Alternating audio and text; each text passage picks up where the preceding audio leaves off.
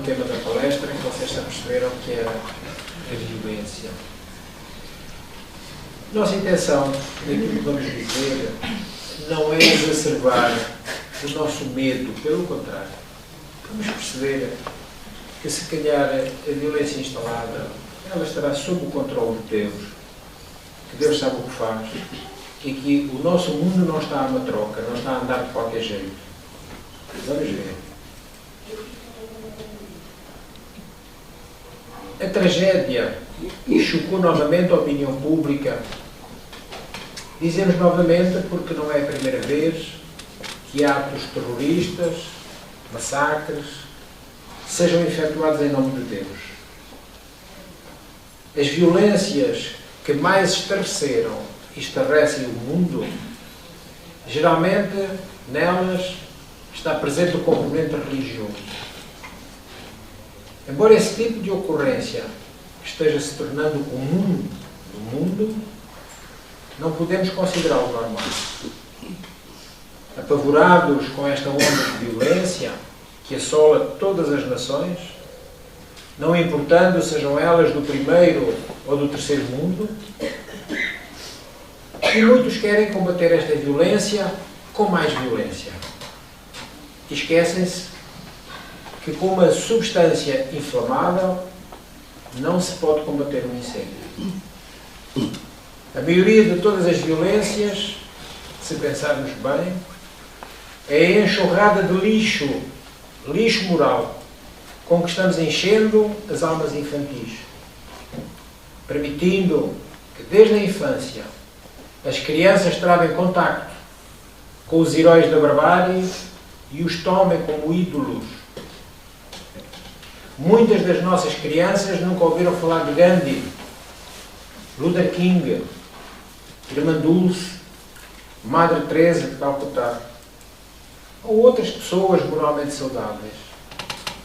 Mas a maioria já viu em ação e a cores, agora também em 3D, que é a moda, as 3 dimensões, o Rambo, o Exterminador Implacável, o Combate Mortal, ou o Desejo de Matar, 1, 2, 3 e já vai no 4. E vem aí outras coisas do género. Uma cadeia de televisão americana encomendou uma pesquisa e chegaram à conclusão que numa hora de desenhos animados de crianças, numa hora, por 19 vezes a violência está presente. Desenhos animados. O que é que podemos esperar desta semeadura? Apenas dor, violência e morte. Todos carregamos do nosso passado ancestral, todos os que acreditamos na reencarnação, sabemos que temos muitas vivências onde nós tivemos sempre uma carga emocional propensa à violência. Porque nós estamos em evolução. Já fomos homens primitivos. Já fomos criaturas de muita luta. E então, fruto dessas épocas imemoriais, salvaguardávamos a nossa existência física através de lutas e disputas. Eram tempos pioneiros, em que apenas os mais aptos ou os mais fortes conseguiam sobreviver na marcha da existência, que afinal de contas permitia apenas a muito poucos morrerem de velhos. Os seus primeiros abrigos destes homens, destas mulheres, são demonstração desse receio constante. Primeiro tomaram as ramadas altas ou as copas das árvores, depois as furnas, as covas, as cavernas, muitas vezes disputadas em lutas cruéis, às bestas animalescas da então fauna dessa altura. Mais tarde, as palafitas, as casas lacustres, sobre as águas dos lagos, dos rios, ou até mesmo das orlas marítimas ou oceânicas. E por fim, já com materiais mais resistentes. Vemos as construções sólidas, feitas com fortes troncos, erguidas dentro de altas paliçadas de segurança. Mais tarde ainda, castelos, cercados por enormes muralhas, em grandes blocos de pedra com fossos intransponíveis. Devemos então dizer que, passados tantos milénios, a própria evolução natural do homem deveria ter-se encarregado ou encarregue de nos ensinar a navegação da violência em todas as circunstâncias. Já que hoje o meio ambiente que nos rodeia sofreu grandes alterações, muitas melhorias. Hoje nós temos um meio ambiente mais ameno, mais acolhedor. Deveríamos ter. Só que esta conquista não teria para nós mérito, pois não é fruto do nosso trabalho. Era somente uma evolução natural do próprio mundo, sem qualquer esforço das criaturas que somos nós. Então não podemos negar. A violência está aí por toda a parte, de tal modo que psicólogos e psiquiatras pesquisam profundamente os elementos e as circunstâncias sociais, para, através de rotulagens e teses científicas, definirem o porquê de tanto desamor. A violência ganha muitos nomes. Ela é racial, é tribal, étnica, xenófoba, urbana, política, religiosa, emocional e até verbal, não deixando de não passar também pela violência desportiva. Tudo, afinal, fruto do quê? Fruto da nossa pouca evolução espiritual. Quem ama, não violenta. Aqui no nosso pequeno mundo, que nada é, comparado com o nosso sistema solar, que também pouco é, em comparação com a galáxia a que pertence, e esta mesmo, mais não é do que um pequenino ponto no universo. Apesar disso, muito se tem evoluído em todas as áreas científicas. Todavia, no melhoramento moral, no campo do melhoramento moral da humanidade, o nosso atraso é imenso, resultando única e simplesmente da nossa teimosia em não querermos ver o óbvio. Desculpamo-nos de mil modos e tapamos com outros tantos disfarces o que dentro de nós, de cada um de nós, gera a violência. Não aprofundamos quem realmente somos. E, assim, consequentemente, não tentamos resolver este problema gigantesco, começando a solucioná-lo pela base.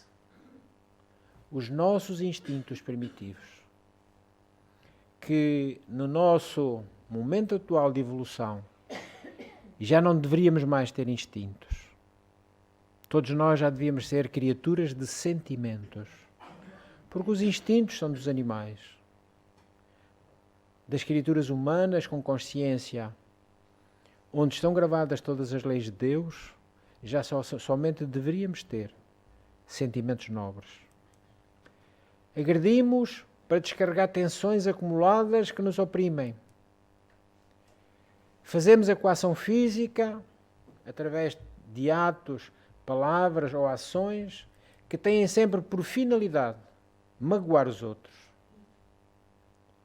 Então não esqueçamos que violência não é só o impacto de apontar uma arma. Quantas palavras, quantos olhares não violentam mais do que um braço armado?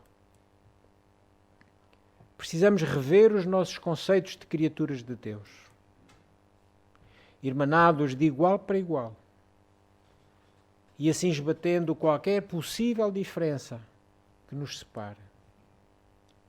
Deveríamos permitir-nos nivelar todos pela bitola da fraternidade. Entre agressor e agredido há sempre uma profunda ligação. Nada é casual. Neste mundo de Deus, nada é casual. Nada é devido ao acaso. O primeiro agressor, ao instilar os seus pendores agressivos, liberta fluidos pessoais, na forma de energias, deixando um espaço vago, que por sua vez o segundo, o agredido, ao acusar a agressão, revoltando-se por se ver atacado, propaga iguais energias fluídicas que se irão instalar no agressor. Ficam fluidicamente ligados. Em termos energéticos, ficam ligados. Como sabemos isto? De um modo muito simples. É por isso que não nos conseguimos esquecer das agressões. Tanto as que fazemos como aquelas a que nos sujeitam. Reagimos sempre a essas recordações dos factos. E se eventualmente encontramos a pessoa em contacto físico, pela vista, sentimos-nos intensamente doridos, porque recordamos de imediato a agressão, estamos ligados a ele. E quantas vezes não ficamos nós próprios depois inspirados pelo desejo de vingança? E no agredido, quando toma consciência da agressão, fica ele também atingido pelo remorso. Em todos os casos violentos, é necessário o trabalho no bem. O ensino de Jesus, ofertarmos a outra face. É fácil? Não é. Muito difícil. Sobretudo porque às vezes não entendemos o que Jesus queria dizer. Porque Jesus nunca nos recomendou que quem nos agredisse num lado, nós dessemos o outro para voltarmos a ser agredidos. Não é isso a intenção de Jesus e a intenção do seu ensino. A outra face é o perdão. Não a entrega novamente do nosso rosto para ser atingido violentamente. Então o bem é o único remédio capaz de transformar as energias envenenadas em energias saudáveis. Não há outro modo. E por último, quando se agride uma pessoa em qualquer nível ou por qualquer razão, nós estamos a agredir as leis de Deus. São elas que nós estaremos violentando. E desse modo, por consequência, fica-se devedor do direito de regresso. Isto é, ficamos devedores à lei de causa e efeito. Porque toda a ação violenta praticada corresponderá mais tarde ou mais cedo uma agressão sofrida. Assim nós vamos ter resposta para uma pergunta que tantas vezes fazemos e tanta gente faz. Porquê, meu Deus, isto me acontece a mim?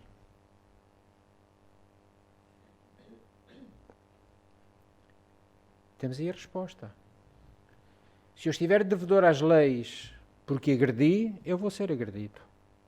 Mais tarde ou mais cedo.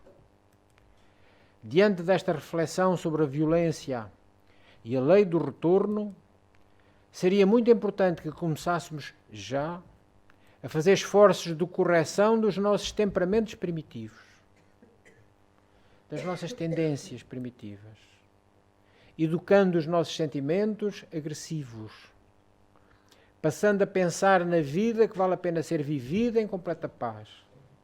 Paz primeiro conosco e depois com os outros. Como nos ensinou o divino amigo de Nazaré. Lembremo-nos na hora das opções, a lei não interfere. A lei de Deus não interfere nas nossas opções porque nós temos o livre-arbítrio. No momento da agressão ou da atitude negativa, ela, a lei divina, deixa-nos, permite-nos que prevaleça a nossa vontade. Ela não paralisa o braço que vai agredir. Ela não cala a boca de quem vai caluniar. A lei atuará mais tarde. Porque ela permite e admite a nossa opção de errar. Mas atuará mais tarde, como dissemos, responsabilizando-nos por esses erros, por essas agressões. Descobriremos então por pesadas e dolorosas consequências que não foi nem não é de nossa conveniência errarmos desse modo.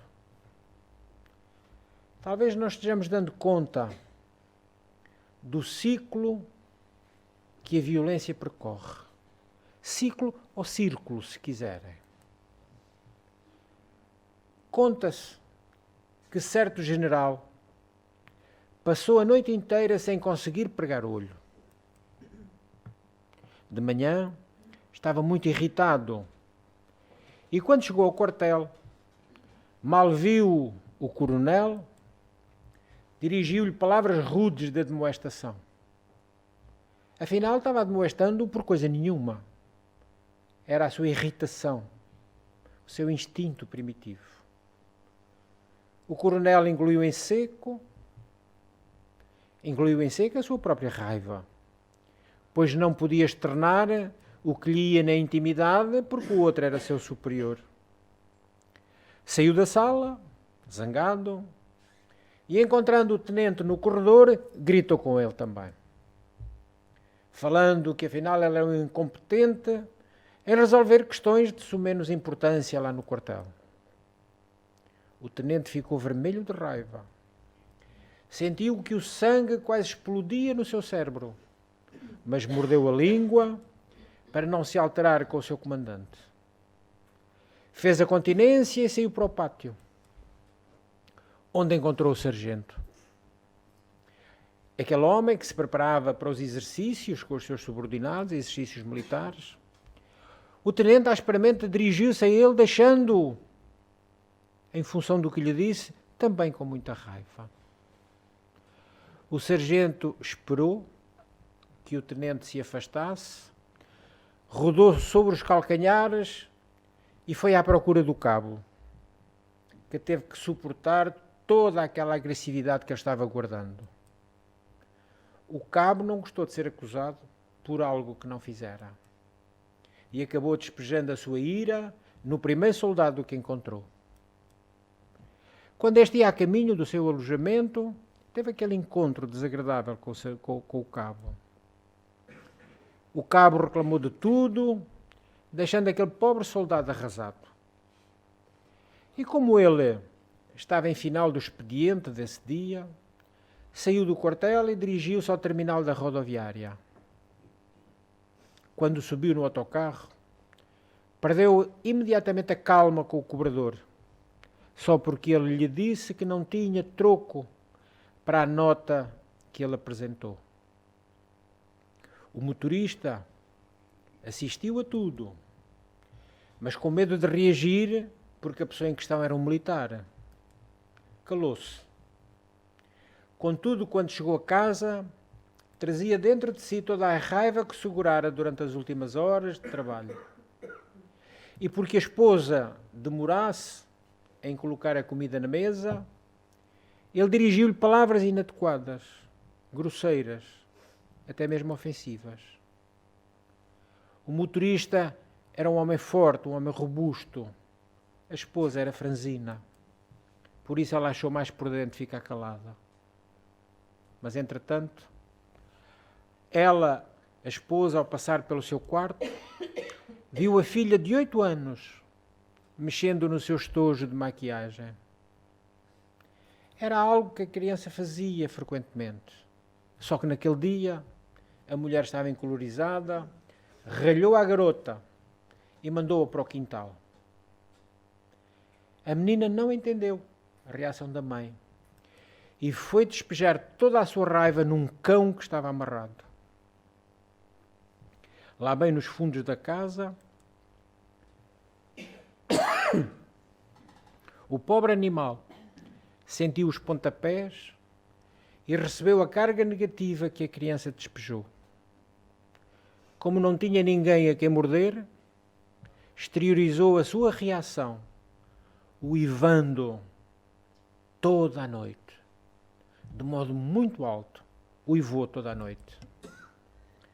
Adivinhem quem morava na casa ao lado e que voltou a não conseguir dormir toda a noite? Ele mesmo, o general do início da história. Então, deter o ciclo ou o círculo da violência deve ser o nosso maior desafio. Vejam as voltas que tudo deu em função da reação inadequada de uma única pessoa, por quantos ela passou. E todos deram aso a que ela continuasse. Devemos de ter esse círculo como o nosso maior desafio. Nunca esqueçamos, a cada erro nosso corresponde uma dívida. A cada dívida corresponde um pagamento. Olhem o general. A dívida foi insultar o coronel. O pagamento foi passar outra noite sem dormir. Apenas saldamos as contas. Aliás, quando saldarmos as contas, somente nessa altura nós teremos paz. Na Antiguidade, nós encontramos muitas passagens no Antigo Testamento em que se chamava a isto a lei de talião.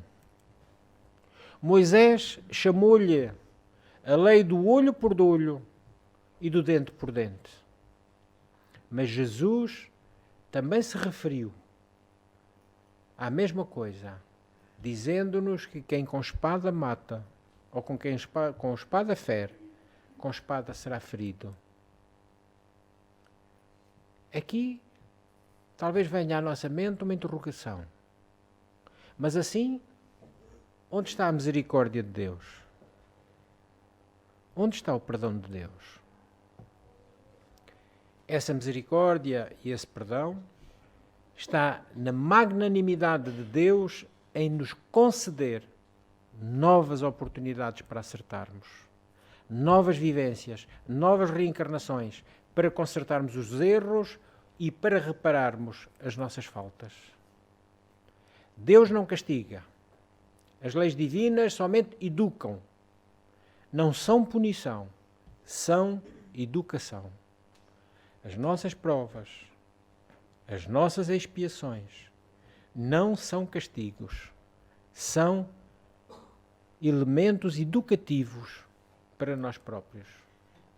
Sofrimentos, dores, aflições, doenças, defeitos físicos ou mentais ensinam-nos e libertam-nos pela dor que provocam. Ensinam-nos a não cometer novos erros. Libertam-nos quando não há nada mais a pagar. Quando tivermos as nossas dívidas saldadas, ficaremos em paz e em tranquilidade.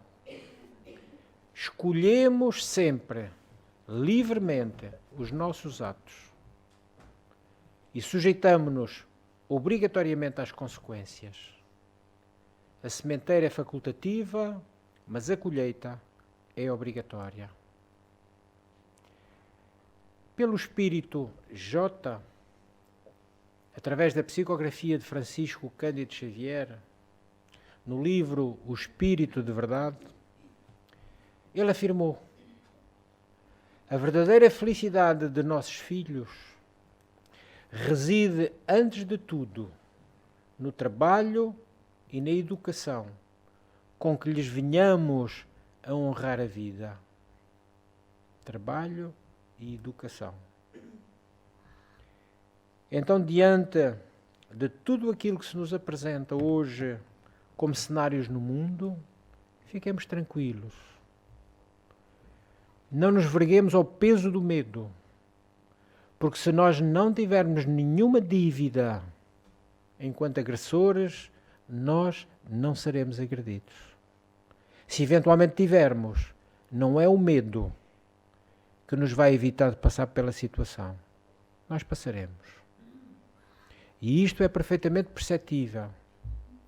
Quando num local público com várias centenas de pessoas, uns são atingidos e outros não é porque Deus gosta mais de quem não é atingido. Ou vocês acham que será? De maneira nenhuma. São atingidos aqueles que não têm nada a ver com situações de violência. Nas piores guerras, sempre houve sobreviventes. São aqueles que não têm nenhuma dívida kármica pela qual, através de um ato violento, tenham que perder a sua reencarnação. Então tranquilizemo-nos. Oremos, se for possível. E, sobretudo, oremos ainda mais pelos agressores do que pelos agredidos. Porque os agredidos ressarciram a sua falta. Os agressores começam agora a estar em dívida. São eles mais necessitados das nossas preces, para que realmente tomem consciência dos atos praticados e evitem voltar a repeti-los e, se possível, ressarcindo com amor aquilo que provocaram com muita dor. Esta é que é a lei de Deus que nos esclarece sobre as violências. Não sejamos violentos, nem com palavras, nem com atos, e muito menos com pensamentos. Porque um pensamento gerado com violência é uma energia que eu coloco no mundo. Eu não tenho mais como que puxá-la novamente a mim. Ela está no mundo. É uma força filha minha que no mundo fica enquanto não for anulada por uma força contrária, que é sempre a força do amor. Há pouco falámos que algumas crianças não conhecem Gandhi. E Gandhi, essa alma extraordinária, afirmava que o amor é o algodão onde embate a violência e não magoa. E que o único amor de um homem, amor puro, cobriria milhões de pecados que tivessem sido praticados por outros. Não temos dois caminhos. Temos apenas o caminho da nossa mudança interior, mudança íntima para melhores. E temos o caminho do bem através da caridade, para que este mundo que Deus nos concedeu como morada fique um pouco melhor, mais tranquilo e menos violento. Façamos a nossa parte. Se cada um de nós a fizer, todos sem exceção, com certeza iremos contagiar outros e outros e outros, e a violência ficará erradicada deste mundo de Deus. Não por decreto, nem por guerras. Nenhuma guerra evitará violências futuras. Pode coagir de momento aqueles que são derrotados. Logo mais, eles voltam. Tivemos esse exemplo na Primeira Guerra Mundial, que o mesmo povo, depois na Segunda Guerra Mundial, voltou às lides violentas. Então corrijamo-nos a nós e oremos para que os outros também se corrijam. Obrigado.